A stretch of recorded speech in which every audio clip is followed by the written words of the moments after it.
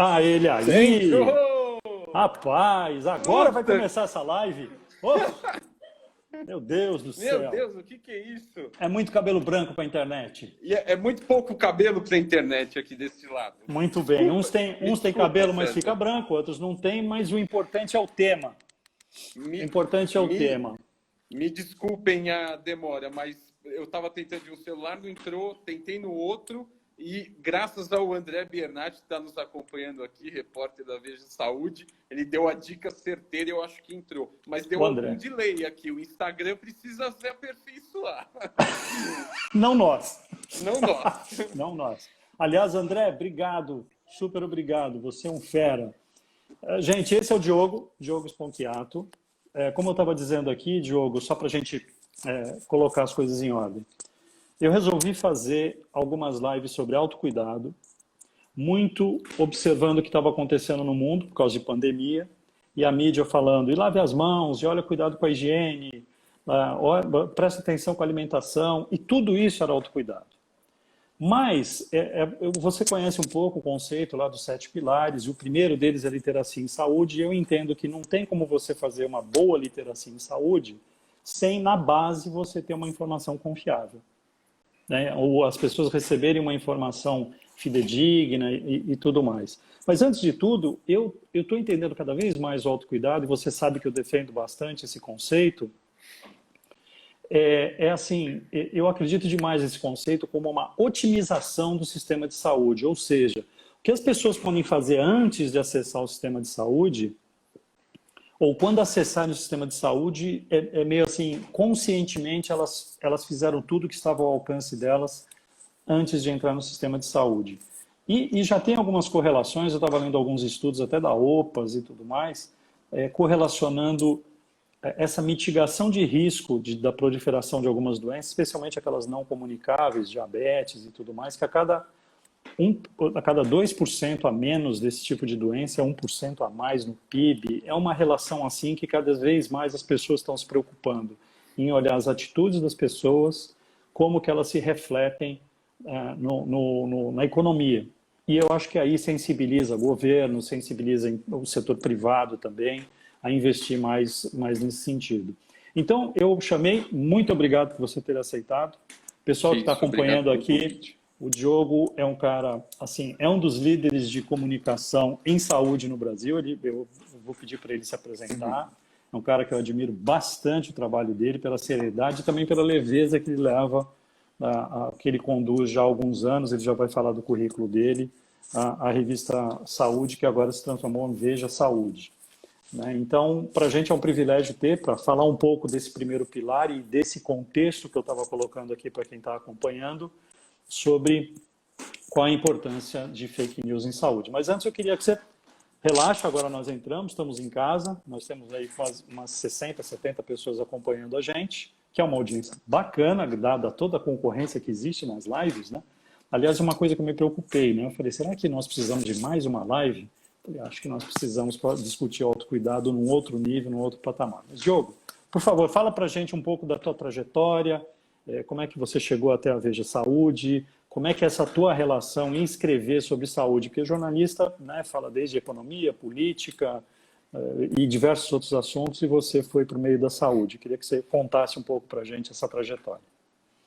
Beleza, obrigado pelo convite, César, e desculpe a você e a turma toda que está aqui nos prestigiando hoje pela demora para entrar. Bom, na verdade, eu caí um pouco de paraquedas. Eu costumo brincar que ninguém sai da faculdade de jornalismo dizendo eu quero fazer jornalismo de saúde. Talvez isso esteja mudando com a demanda por conteúdo de saúde, e nesse mundo pós-pandemia, acho que essa demanda tende a aumentar, mas o fato é que você não tinha, assim como você tinha na época disciplina de jornalismo econômico, jornalismo político, em alguns casos até jornalismo esportivo, mas você não tem uma disciplina voltada para jornalismo científico, muito menos para jornalismo de saúde. Eu acredito que, de maneira geral, ainda nas graduações de jornalismo ainda é assim. Então, você vai para a faculdade querendo fazer algo ligado à cultura, esporte, à política, à economia, mas quando eu estava no último ano da faculdade, tinha o grande processo de estágio da Editora Abril para trabalhar nas revistas, que era um processo assim extenso. Eu entrei fiz o processo e chega um momento que eles te direcionam, o RH lá, eles olham o teu perfil.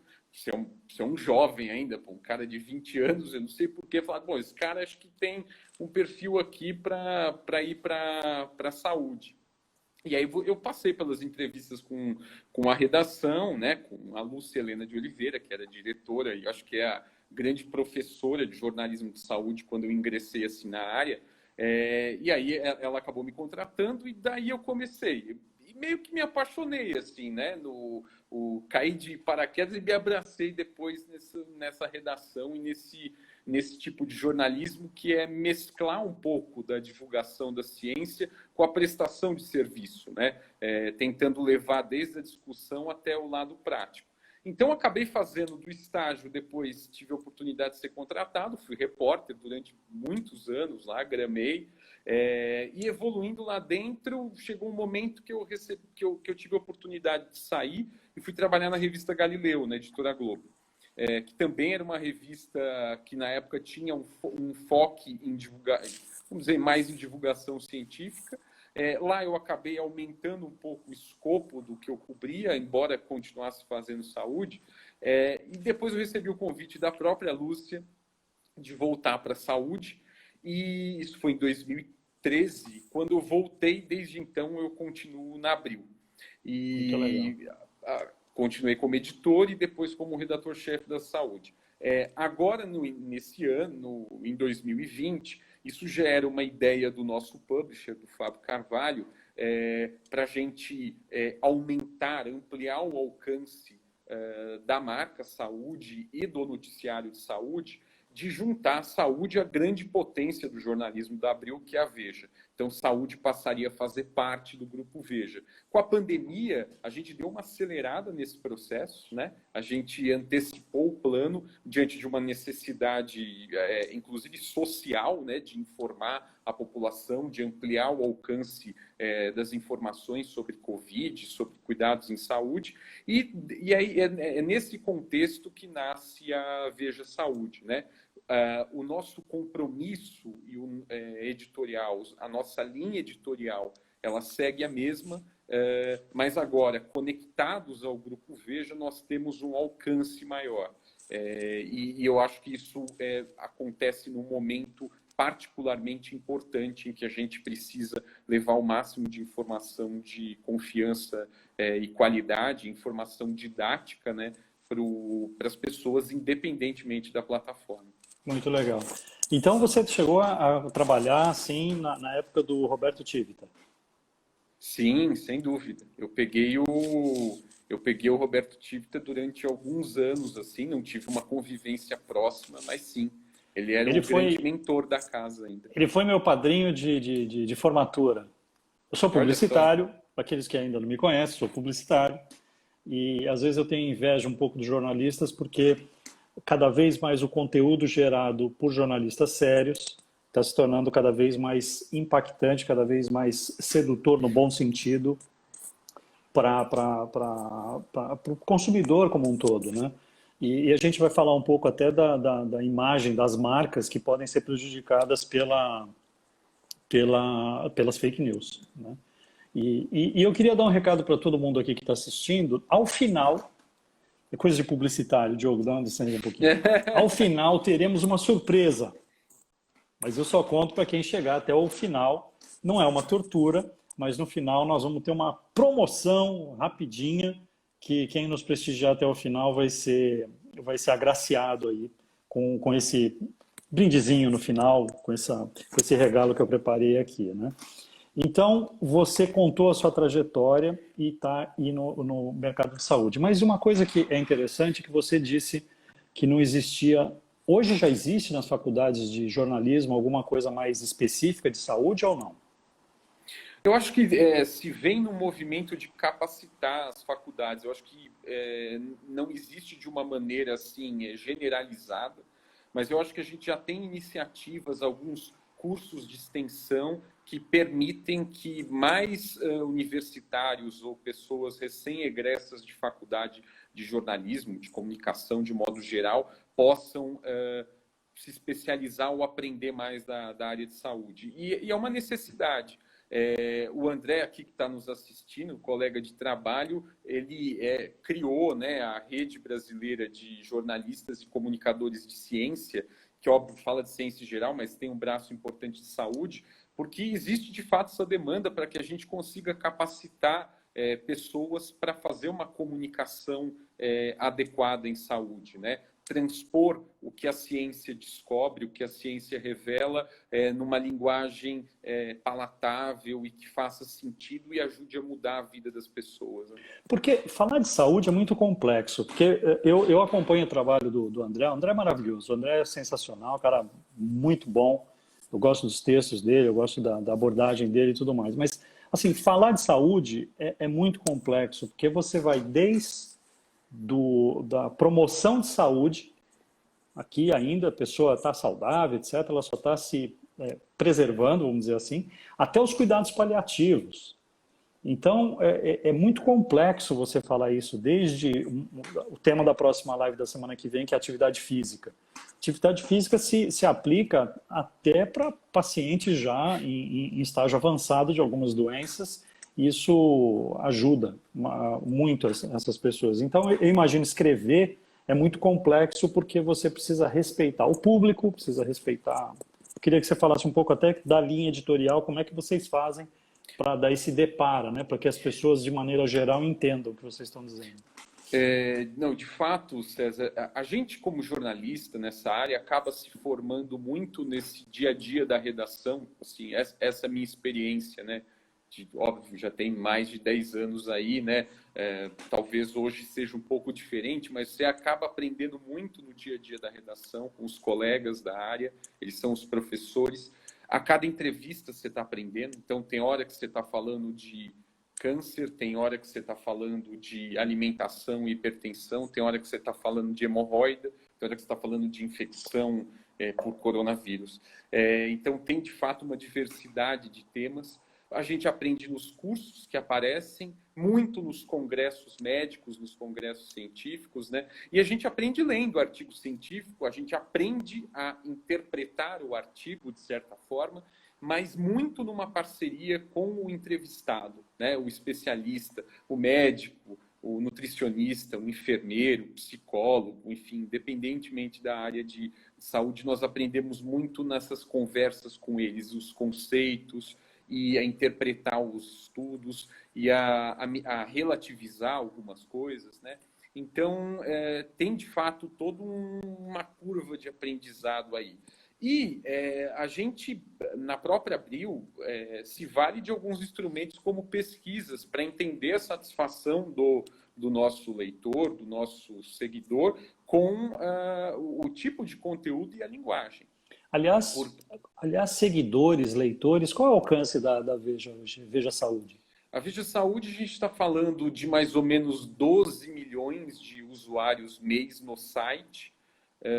No Instagram... 12 milhões? Milhões. Mas você me falou que no ápice da Covid chegou a 20. Chegou a 20, chegou a 20. Chegou a 20 aqui, né? A gente viveu um ápice e, de certa maneira, agora deu uma estabilizada, mas é um número muito alto para você considerar que só se fala de saúde, né? É um site em que só se fala de saúde. Mas você tem mais de 2 milhões de seguidores no Facebook, mais de meio milhão no Instagram. Acho que assim, existe muita demanda por conteúdo em saúde. As pessoas têm fome de aprender como se cuidar melhor, né? Muitas vezes entender por curiosidade o que é determinada doença ou como determinada área do corpo se comporta, né? Então, esse trabalho de linguagem é algo que a gente vai acertando e está sempre aprendendo. Tem hora que usando uma linguagem de infográfico, que é casando imagem com texto, hora com textos mais aprofundados para alguma discussão, hora com textos mais quebrados. ora em vídeo, ora agora com podcast. Então, assim, a gente vai tentando expandindo nas plataformas e vendo a maneira que as pessoas consomem esse conteúdo e de uma maneira que realmente agrade, que faça sentido para elas, né? Muito legal.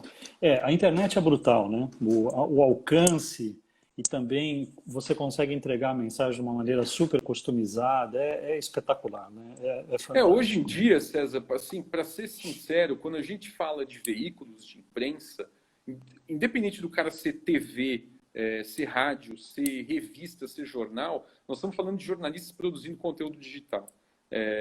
Hoje, na Veja Saúde, você tem a revista física, mas tem a revista digital, tem a assinatura do site, tem os conteúdos de redes sociais, tem o podcast. Então, a gente está falando, cada vez mais de uma conversão para o digital. Não exclui que, obviamente, a gente tenha outras plataformas. Os livros estão aí para provar, mas, É sem verdade. dúvida alguma, o consumo digital é muito grande, muito grande. Legal. Ô, Diogo, vamos entrar no core aqui, no miolo da questão. Fake news em saúde mata?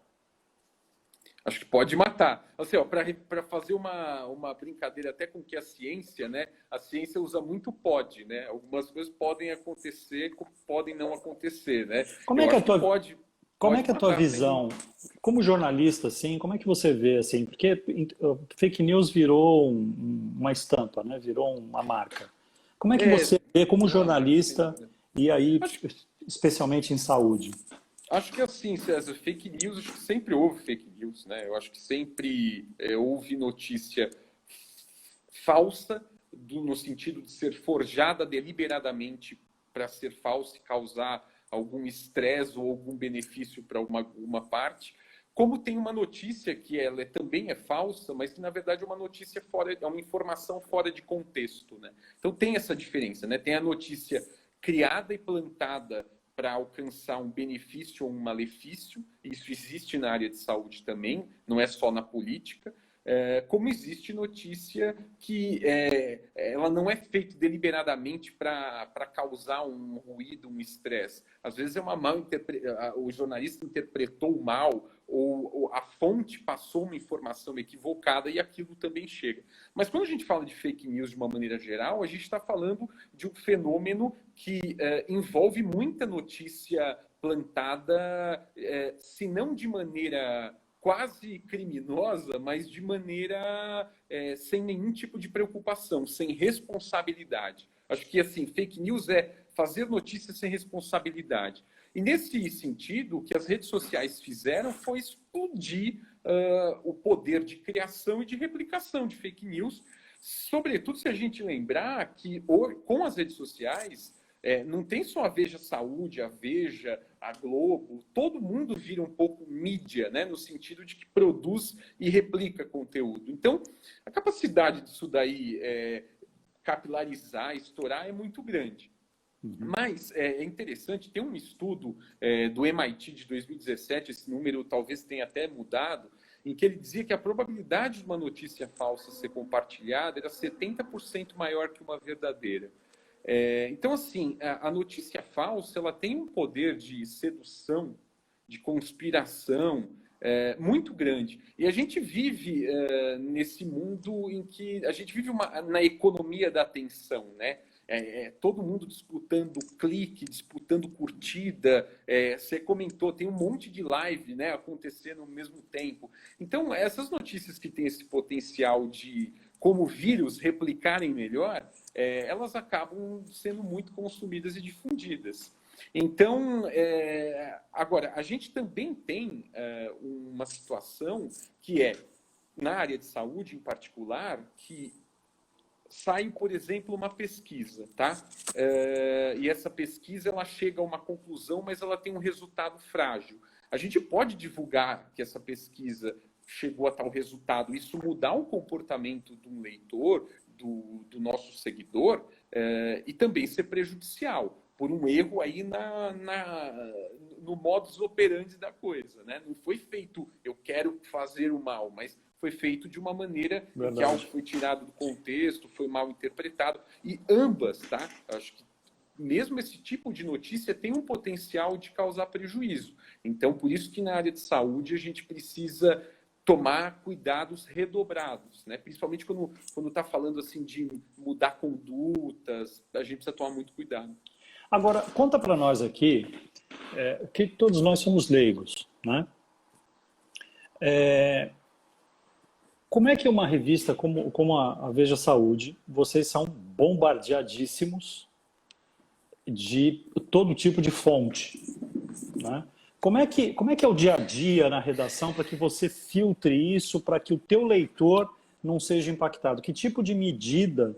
Eu acho que isso é legal para o pessoal que está escutando e depois, óbvio, eu estou gravando essa live para a gente poder compartilhar depois. Eu acho que isso é muito importante para as pessoas perceberem o que uma redação séria faz para mitigar esse risco. Como você estava dizendo, não dá para zerar, porque às vezes tem uma falta de entendimento no caminho que leva a um equívoco. Mas esse equívoco pode ser corrigido depois. Eu queria te ouvir como é que é toda a política, como é que é o procedimento de vocês na Veja Saúde para que isso, se ocorrer menos. As pautas, elas nascem, César, normalmente assim, ou a gente está olhando para algo que é uma tendência, a população passou a consumir tal coisa, ou a gente está olhando para os periódicos, para os congressos, o que a ciência está descobrindo. O juiz, para a gente interpretar as coisas, tem que ser a ciência, né? Então, assim, a gente vai com base na evidência científica. E óbvio que a gente sozinho não consegue nada, a gente não vai interpretar isso de uma maneira isolada. Isso é aquela coisa de fonte primária. Isso, exatamente, né? Da onde a gente extrai, né, a pauta, né? Onde a gente vai começar a trabalhar o conteúdo. Mas aí a gente precisa, nesse caminho, da ajuda dos especialistas, né? Então, você vai falar de hipertensão, você tem que conversar com o cardiologista. Mas também não é qualquer cardiologista. O nosso critério é se basear no grau de conhecimento dessa fonte, nos vínculos dele em universidades, hospitais, centros de pesquisa. A gente usa muito a plataforma Lattes, né, que é uma maneira, é um site que você entra lá para pesquisar quem está pesquisando o quê. Então, assim, obviamente que a gente tenta filtrar quem são as fontes. Isso para que, desde a sua origem, até na interpretação que o jornalista faz com base na entrevista, na pesquisa, nas entrevistas, na verdade, muitas vezes a gente fala com três jornalistas, com três profissionais de saúde, três fontes para chegar num determinado número, numa informação. Então, todo esse caminho ele é feito para minimizar a possibilidade de ter qualquer tipo de erro de informação, ou algum tipo de exagero, sabe, que possa induzir a uma leitura equivocada ou um comportamento equivocado do nosso leitor. Então, de fato, tem esse cuidado. O grande desafio, César, na minha cabeça, é o seguinte: você citou o Roberto Tivita, né? O Roberto Tivita se dizia lá na Abril que ele tinha uma frase, que a frase era assim, que fazer revista é a arte de transformar o importante em interessante. Só que eu acho que isso vale para o jornalismo de maneira geral, talvez isso valha para a comunicação de maneira geral. Nosso trabalho, quando você olha lá um periódico científico e fala, putz, tem alguma coisa aqui, e eu converso com o médico e tal, é transformar essa informação que é relevante, mas de uma maneira que interesse o nosso leitor, ou o nosso espectador. Porque se eu também não transformo de interessante, putz, não adianta nada, porque ninguém vai consumir esse conteúdo. Então, eu brinco que você fica num cabo de guerra em que do lado você tem a tua audiência e do outro você tem a ciência. Se eu cair totalmente para o lado da ciência, eu fico tecnicista, ninguém me lê, ninguém me acompanha, ninguém me entende. Se eu cair do outro lado, eu viro sensacionalista e eu só presto desserviço. Então, acho que esse é um pouco do nosso entendimento. Entendi. Agora, quais são os assuntos que mais são solicitados pelos leitores? Assim, Covid. É difícil de sair desse assunto, né? Ô Puxa César, vida. a pandemia, ela, se entrar no nosso site agora, dos 10 mais lidos, provavelmente 9 ou 10 são de coronavírus. Realmente a pandemia mexeu muito. Mas, se eu te falar um pouco do cenário pré-Covid, que algumas tendências que continuam, existe cada vez mais a demanda por conteúdo de saúde mental. Nós fizemos uma pesquisa com os nossos assinantes e com os nossos leitores avulsos mais fiéis da revista, e a gente percebeu que é uma demanda muito grande por saúde mental, uma demanda a respeito de envelhecimento saudável. É interessante, a gente agora está... Antigamente, né, a gente se preocupava, a gente, sociedade, muito no como cuidar dos filhos. Hoje a gente está falando em como cuidar dos pais, dos avós, dos bisavós. Então, o envelhecimento saudável nessa conjuntura familiar é um tema que tem ganhado força. Sem dúvida alguma que trabalhar, a alimentação sempre foi um pilar muito forte para a saúde e continua como Veja Saúde. E aí, nesse caso, só te interromper, no caso de alimentação, a tua fonte principal são nutricionistas? Sim, muitas vezes o nutricionista, eventualmente os médicos, às vezes você tem biólogos e farmacêuticos que estudam, né, questões ligadas à nutrição, mas a gente fala muito com o nutricionista também. Mas assim, no próprio contexto da alimentação, que é sempre pensando em como usar os alimentos para prevenir, para reduzir risco de doenças ou para ajudar a controlar certas doenças, a gente cada vez mais percebe esse olhar do nosso leitor para a alimentação, não só no nutriente, mas a alimentação também como algo que é ligado a prazer, a cultura, a sustentabilidade. E aí isso puxa, por sua vez, essa conexão entre saúde humana, saúde do planeta, saúde animal, e que cai novamente na Covid, como a gente viu na origem da própria pandemia. Então, assim, os assuntos vão mudando, mas se eu pudesse destacar para você o que mais cresceu nos últimos anos, eu não tenho dúvida em dizer que foi saúde mental. A demanda por conteúdo sobre ansiedade, estresse, depressão e outros tipos de transtornos psicológicos. E aí tudo que envolve saúde mental, né? Sem dúvida. Desde atividade física, passando por alimentação, passando por equilíbrio, vida de trabalho, controle de estresse, coisas assim, né? Eu imagino que burnout, né? Eram temas assim que antigamente talvez fossem notinhas, sabe? E hoje são matérias de capa. Só no ano passado, se a gente pegar, a gente fez capa de burnout, de ansiedade, de cansaço. Então tem alguma coisa acontecendo aí, né? A sociedade, ela está talvez não sentindo mais isso, mas pelo menos olhando e problematizando e buscando soluções. Então, e eu acho que a pandemia vai agudizar ainda mais essas questões, né? eu vi ontem, tinha um psiquiatra falando que eles estão esperando uma pandemia de depressão e logo depois, que realmente os efeitos são deletérios, né? São complicadíssimos. Pois é. Né? Então, acho que é um tema que vai continuar muito forte aí, né? Agora, Diogo, nós somos todos consumidores aqui, todos. As 70 pessoas que estão aqui na sala, 68, todos somos consumidores e você é o nosso guia. O que você recomenda para que a gente fique atento? Que tipo de sinal que a gente pode perceber que é uma fake news, que a gente não venha compartilhar alguma coisa que a gente não deveria compartilhar? Você tem algumas dicas que você pode dar? Dica de ouro, hein, pessoal? Dicas de ouro agora. A gente tem que treinar o olhar, né? Acho que vai um treinamento do olhar para as notícias, para as mensagens. A primeira coisa é não compartilhar sem ler. Parece básico, mas as pessoas compartilham, principalmente no WhatsApp, muitas vezes sem nem ler a mensagem na íntegra. Eu acho que assim, a gente tem que olhar para a fonte da informação. E óbvio que eu tenho um viés, eu trabalho no veículo de comunicação, mas os veículos de imprensa, eles são moldados para a gente trazer informação fidedigna, contextualizada. Isso é fazer bom jornalismo. Então, de maneira geral, os veículos de imprensa buscam trazer conteúdos confiáveis. Então, olhar quem é o veículo, né? Seja um veículo mais geral ou um veículo especializado. Isso vale para independente da plataforma, tá? Vale também, obviamente, hoje as pessoas se informam nas redes sociais. As pessoas têm que buscar, eu diria que não influenciadores digitais, mas educadores digitais na área de saúde. E acho que tem bons educadores, Dr. Drauzio Varela, Átila Yamarino, né, pessoas com formação na área, que se comunicam muito bem, alguns jornalistas também. Então, assim, a gente tem que olhar quem que é essa pessoa falando, quem é esse veículo. Aí, às vezes, você ouve por aí, putz, o jornalista é comprado.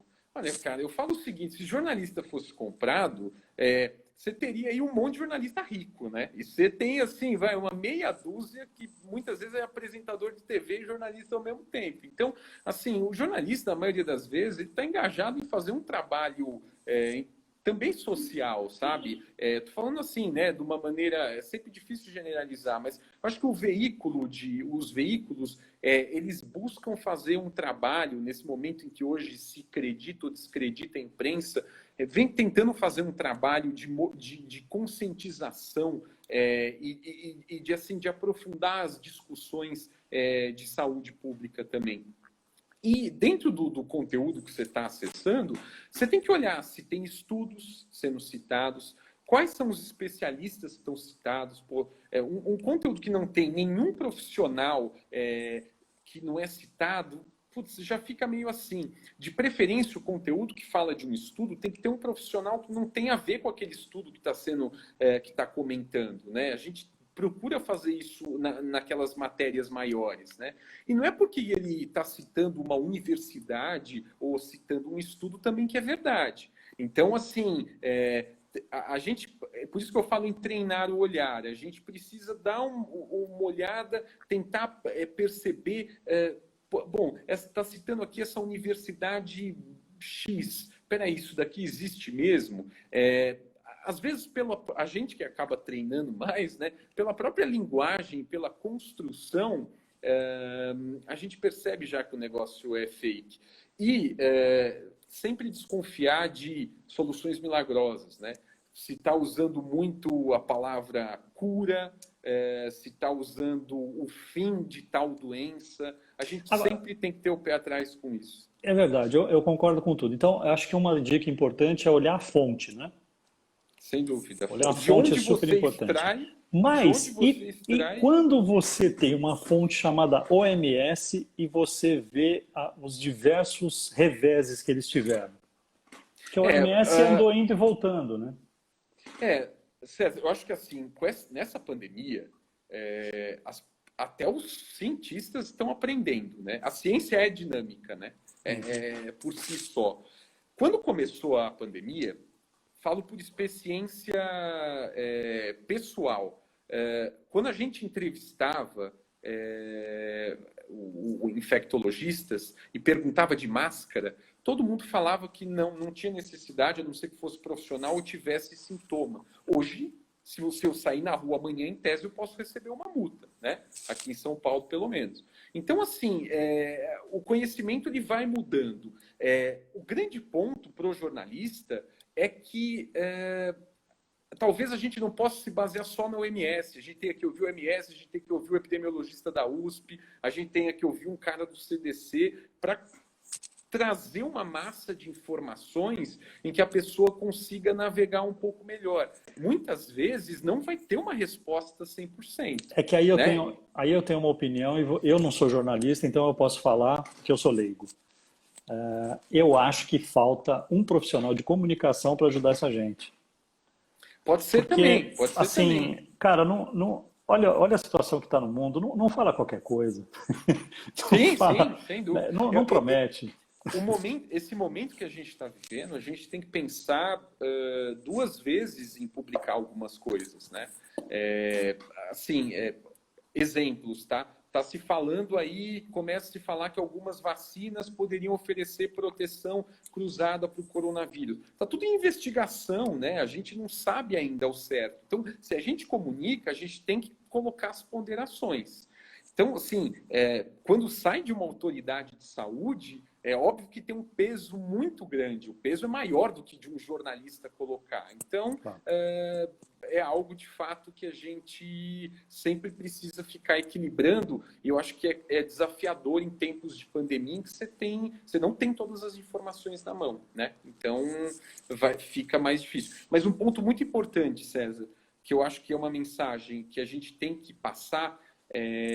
Quando a gente fala de saúde, o juiz para a gente decidir se vai para A ou B é a ciência. Eu desconheço um juiz melhor do que isso. Ciência, a gente está evoluindo. O que a gente precisa tomar muito cuidado, e o que está acontecendo nesse momento hoje, é que as pessoas, e até às vezes alguns profissionais, colocam ciência de lado e trazem para o lado da ideologia, para o lado da política.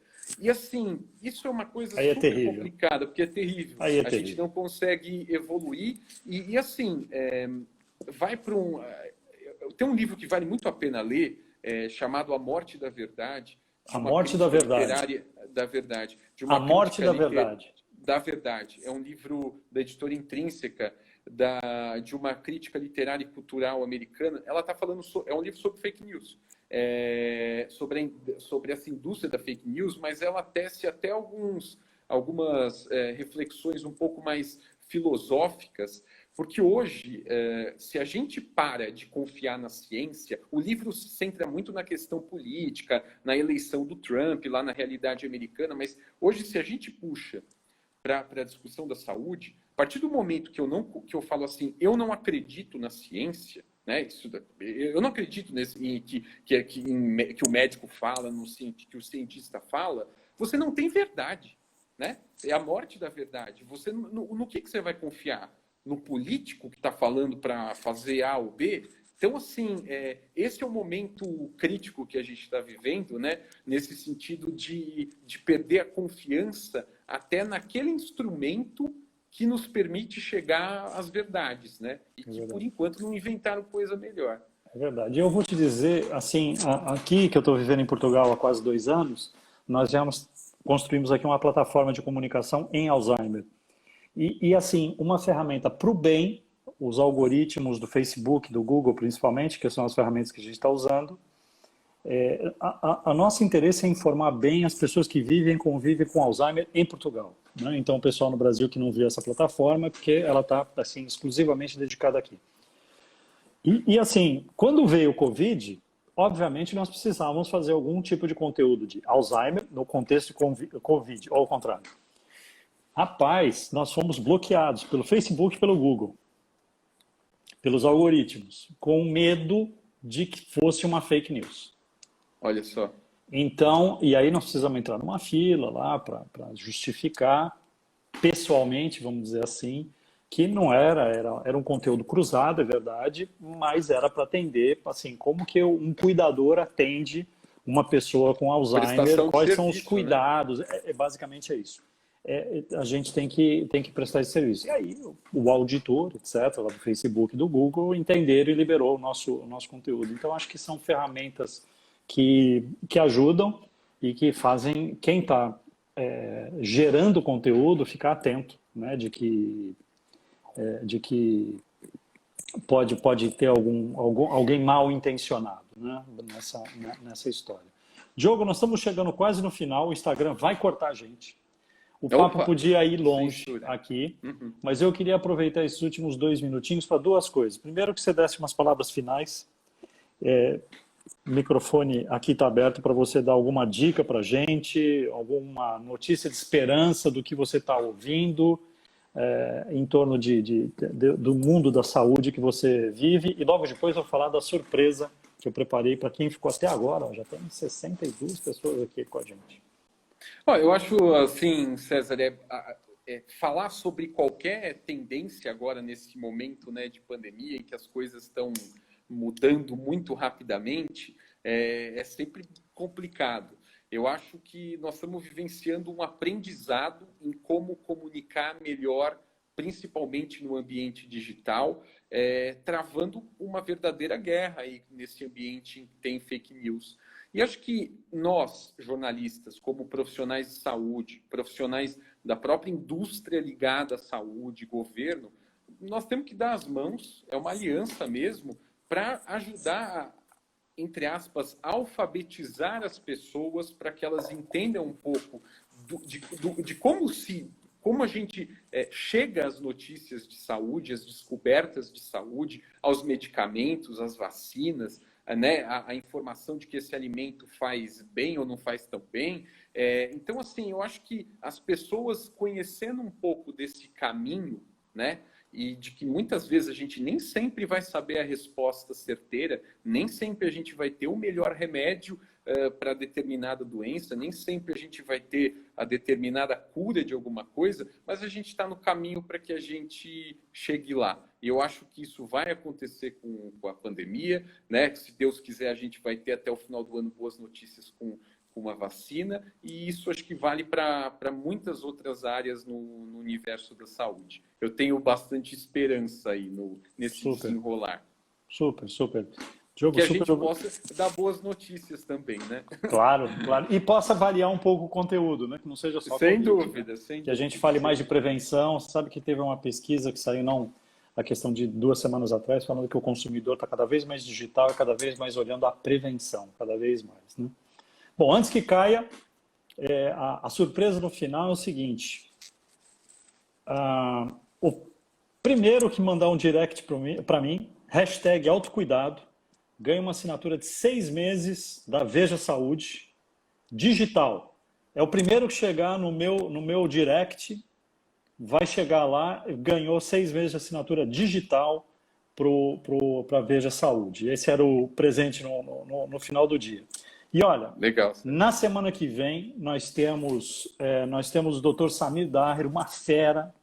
O cara já foi presidente da Sociedade Brasileira de Medicina do Exercício e do Esporte, o cara que entende muito dessa coisa de correlações de diversos profissionais para tratar bem das pessoas. Também vai ser uma live super legal e a ideia é essa mesma, como hoje o Diogo, super obrigado pela tua aula aqui para gente sobre fake news.